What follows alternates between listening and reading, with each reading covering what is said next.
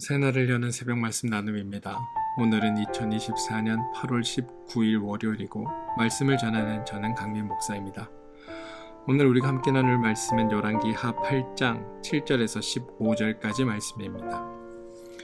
엘리사가 다메섹에 갔을 때에 아람 왕 벤하닷이 병을 들었더니 왕에게 들리기를 이르되 하나님의 사람이 여기 이르렀나이다 하니 왕이 하사엘에게 이르되 너는 손에 예물을 가지고 가서 하나님의 사람을 맞이하고 내가 이 병에서 살아나겠는지 그를 통하여 여호와께 물으라. 하사엘이 그를 맞이하러 갈새 다메섹의 모든 좋은 물품으로 예물을 삼아 가지고 낙타 40마리에 싣고 나아가서 그의 앞에 서서 이르되 당신의 아들 아람 왕 벤하닷이 나를 당신에게 보내 이르되 나의 이 병이 낫겠나이까 하더이다 하니 엘리사가 이르되 너는 가서 그에게 말하기를 왕이 반드시 나으리라 하라. 그러나 여호와께서 그가 반드시 죽으리라고 내게 알리게 하셨느니라 하고 하나님의 사람이 그가 부끄러워하기까지 그의 얼굴을 쏘아보다가 오니 하사엘이 이르되 내 주여 어찌하여 우시나이까 하는지라.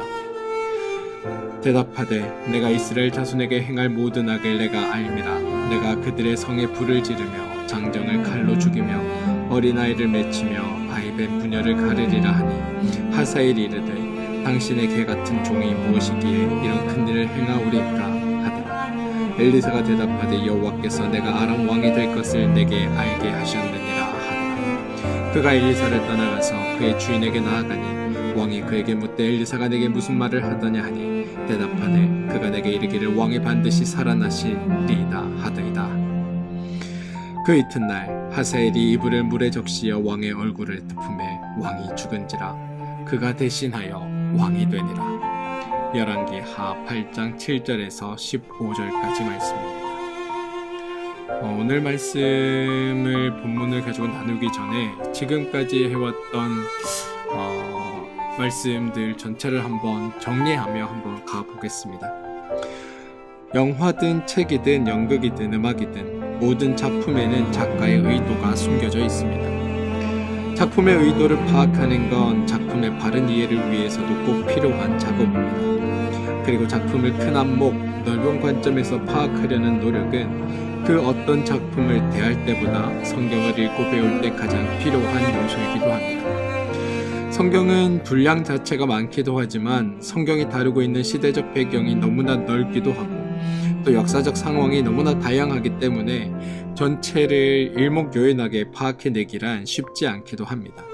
그러다 보니 성경의 전개, 성경의 흐름을 무시되고 어떤 사건 또는 어떤 단락만을 떼어다가 전체적인 안목과는 무관하게 어떠한 개인적인 교훈을 강조하거나 원래의 의도와는 아무 연결이 되지 않는 또 원래 목적과는 아무 상관이 없는 개별적 이야기를 그 이야기의 주제인 것처럼 설명하는 경우들도 많습니다. 그래서 성경을 읽을 때는 꼭 숲도 보고 또 숲에 속해 있는 나무도 보는 작업을 겸비할 수 있어야 하는 겁니다. 열왕기서는 이스라엘의 왕이 세워지고 왕이 국가를 다스리는 이야기입니다. 이때 누가 왕이고 어떤 왕이 어떤 역할을 했는지가 핵심이 아닙니다. 보다 넓은 관점에서 성경의 흐름에서 왕정제도는 어떤 의미를 가지고 있는가, 또 성경에서 왕은 어떤 역할을 요청받고 있는지를 알고 있는 것, 이게 더 중요한 겁니다. 아주 일반적인 생각으로 국가가 있으면 당연히 왕이 있어야 하고 또 왕이 있으면 당연히 권력의 핵심이고 강력한 왕권을 기반으로 국가의 안위를 책임지는 역할을 해야 하는 것으로 생각하면 우리는 성경을 오해하고 있는 겁니다. 성경은 이스라엘에 대해 국가로 인식하지 않습니다. 왕에 대해 일반적 왕의 위치와 역할을 기대하고 있는 게 아닙니다. 성경에서 하나님과 이스라엘과의 관계는 하나님과 백성의 관계입니다. 이걸 대표하는 표현이 나는 너희의 하나님이 되려고 너희를 애굽 땅에서 인도하여 낸 너희의 하나님 여호와이니라 입니다. 하나님이 이스라엘의 신이고 이스라엘은 하나님의 백성입니다. 이때 하나님이 이스라엘의 하나님이라는 의미는 하나님이 이스라엘의 책임자고 보호자고 관리자라는 의미입니다. 또한 이스라엘이 하나님의 백성이라는 의미는 이스라엘은 하나님의 보호와 관리와 책임 아래 참된 자유와 평화와 안식을 누리는 존재다라는 의미입니다. 하나님과 이스라엘은 흔히 세상에서 말하는 지배자와 피지배자의 관계가 아님을 우리는 명심해야 합니다. 또한 하나님은 통치하고 명령하고 압제하는 권력가도 아니고 이스라엘은 복종하고 헌신하고 충성해야 하는 민중도 아닙니다. 하나님이 이스라엘의 하나님이시기에 이스라엘에는 인간의 왕, 인간의 임금, 인간의 황제, 인간의 통치자가 사실 필요하지 않습니다. 그런데 이스라엘은 하나님이 자신들의 하나님, 즉 하나님이 자신들의 보호자고 관리자고 책임자라는 사실을 중요하게 인식하지 못했습니다. 뿐만 아니라 이스라엘은 하나님의 백성이 된 자, 신들의 세상에서 가장 안정되고 가장 강력하고 가장 행복한 존재들이라는 사실을 전혀 알아차리지 못합니다. 그리고 당연히 누리지도 못했습니다.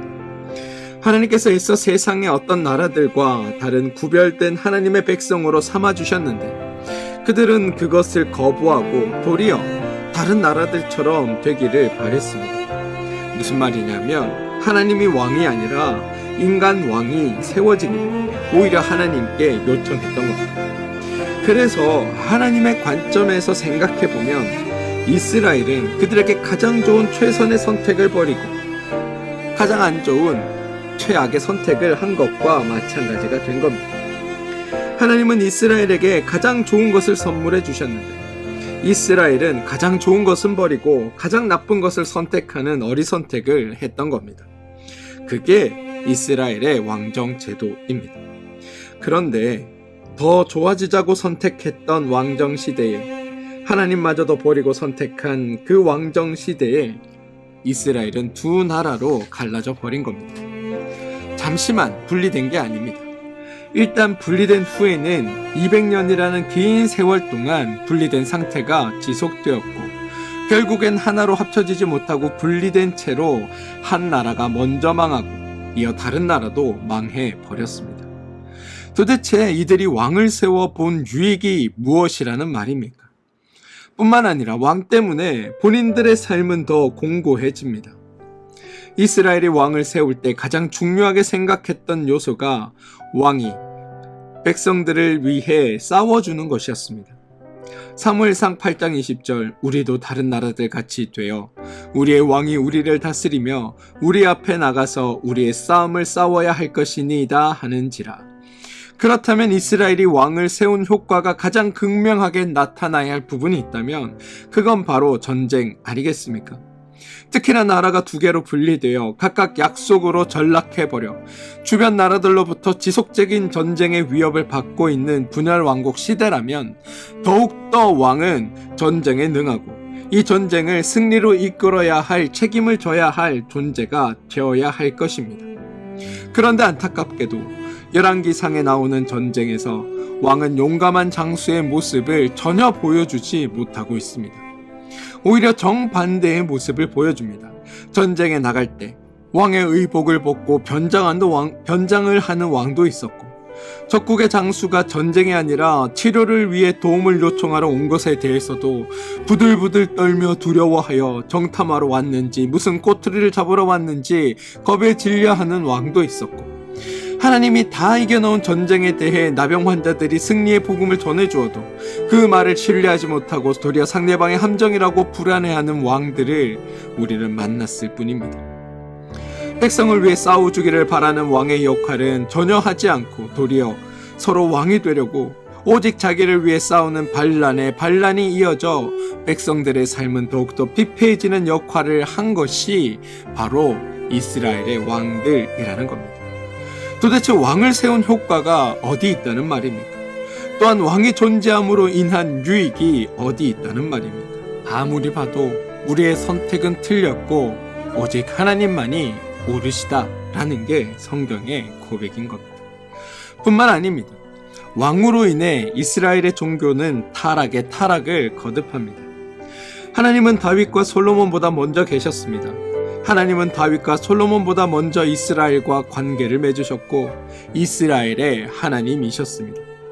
하나님은 다윗과 솔로몬보다 먼저 이스라엘을 백성 삼으셨습니다. 그러나 하나님은 단 한 번도 이스라엘에게 하나님 자신만을 위한 성전을 지으라고 요청하신 적이 없습니다. 이스라엘이 사는 땅을 제공하신 분도 하나님이시고 이스라엘의 번영과 안정을 제공하신 분도 하나님이십니다. 만약 하나님이 처소가 필요하고 성전이 필요했다면 하나님께서 먼저 요청하셨을 겁니다. 그러나 하나님은 하나님의 집을 지으라고 요청하지 않으셨습니다. 또 이스라엘이 하나님의 성전을 짓지 않는다고 불평하신 적도 없으십니다. 왕궁을 지으면서 성전은 뒷전이라고 질투하신 적도 없으시고 주변 나라들의 우상신들은 폼나는 신전이 있는데 하나님은 하나님의 권위에 걸맞는 집이 없다고 이스라엘을 닥달하지도 않으셨습니다. 왜냐하면 하나님에게는 성전이 필요 없기 때문이었습니다. 그런데 하나님의 이런 뜻과는 다르게 하나님의 의도와는 다르게 하나님의 거듭된 반대도 어겨가면서 기어코 성전을 지은 존재가 바로 이스라엘의 왕입니다. 자기는 백향목궁에 사는데 하나님의 궤는 휘장 가운데 있다는 말도 안 되는 핑계를 대면서 바득바득 우겨 성전을 짓습니다.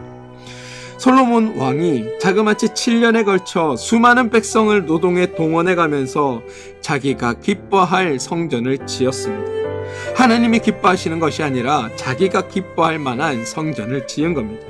그래놓고 아주 거창하게 이 성전을 봉헌합니다. 열왕기상 8장 22절부터 55절까지 자그마치 33절에 걸친 긴 기도를 합니다. 그러면서 행한 것이 바로 자기가 지은 성전의 중요성을 강조합니다.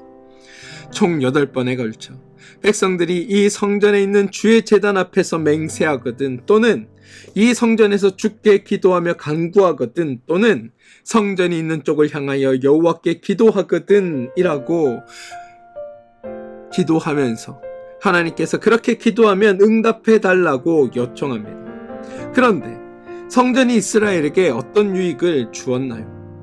솔로몬이 예를 들었던 8가지 상황이 이스라엘에 발생했을 때 정작 이스라엘 왕이나 백성이 솔로몬이 했던 기도대로 성전에 가서 주님께 간구한 적이 있기나 했었나요? 솔로몬이 기도한 8가지는 다음과 같습니다. 만일 어떤 사람이 그 이웃에게 범죄함으로 맹세시킴을 받고 만일 주의 백성 이스라엘이 주께 범죄하여 적국 앞에 패하게 되므로 만일 그들이 주께 범죄함으로 말미암아 하늘이 닫히고 비가 없어서 주께 벌을 받을 때에 만일 이 땅에 기근이 전염병이 있거나 곡식이 시들거나 깐부기가 나거나 메뚜기나 황충이 나거나 적군이 와서 성읍을 에워싸거나 무슨 재앙이나 무슨 질병이 있든지 또 주의 백성 이스라엘에 속하지 아니한 자 곧 주의 이름을 위하여 먼 지방에서 온 이방인이라도 주의 백성이 그들의 적국과 더불어 싸우고자 하여 주께서 보내신 길로 나갈 때의 등이 바로 8가지 이스라엘이 당할 수밖에 없는 다양한 고난과 시련과 어려움을 열거하면서 그때마다 성전을 향하여 기도하면 응답해달라는 솔로몬의 간구가 있었던 겁니다.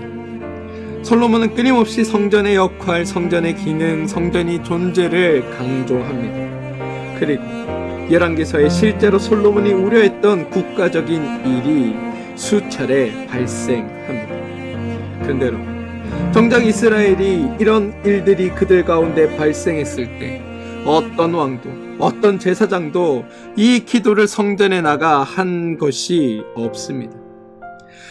실제로 자기들도 중요시 여기지 않는 성전, 자기들도 전혀 효과를 기대하지 않는 성전, 자기들도 시행하지 않을 종교 제도를 무엇하러 이들은 세웠단 말입니까? 도대체 왕이 세운 성전의 유익이 무엇이라는 말입니까? 왕이 행한 기도의 유익이 무엇이라는 말입니까? 어차피 하지도 않을 것 세워서 자기의 지적, 자기의 이름을 드높인 것 외에 어떤 유익이 이들에게 있었다라는 말입니까? 성전에 대해서도 하나님이 오르셨고 이스라엘은 틀렸습니다. 결론적으로 열왕기서는 그 어떤 장면도 어떤 사건도 어떤 인물도 긍정적으로 그리지 않습니다. 이스라엘을 왕이 통치하고 있다는 사실 자체가 하나님의 뜻과는 다르게 진행되고 있는 상황이라는 것을 우리는 기억해야 합니다. 그래서 열왕기서는 왕의 업적이 자주 등장하는 것이 아니라 왕이 오히려 굴욕당하는 장면이 많이 나옵니다. 왕과는 비교되지도 않을 존재인 선지자의 활동이 주를 이루고 있습니다. 그것 자체가 이스라엘의 선택, 그들의 결정이 틀렸다라는 것을 반증하는 징표이기도 합니다. 사랑하는 성도 여러분, 우리는 성경을 통해 어떤 인물을 배우는 것이 아닙니다. 어떤 왕이 무엇을 잘했고 어떤 왕은 왜 망했는지 그것을 보려고 성경을 읽는 게 아닙니다. 우리는 하나님을 배우기 위해 말씀을 읽습니다. 열왕기서를 통해서 우리가 해야 할 것도 왕이 아니라 왜 하나님은 이렇게 행하셨고 왜 하나님은 이렇게 말씀하셨으며 왜 하나님은 저 선지자를 통하여 이런 일들을 이루고 계시는가, 여기에 관심 가져야 하는 겁니다.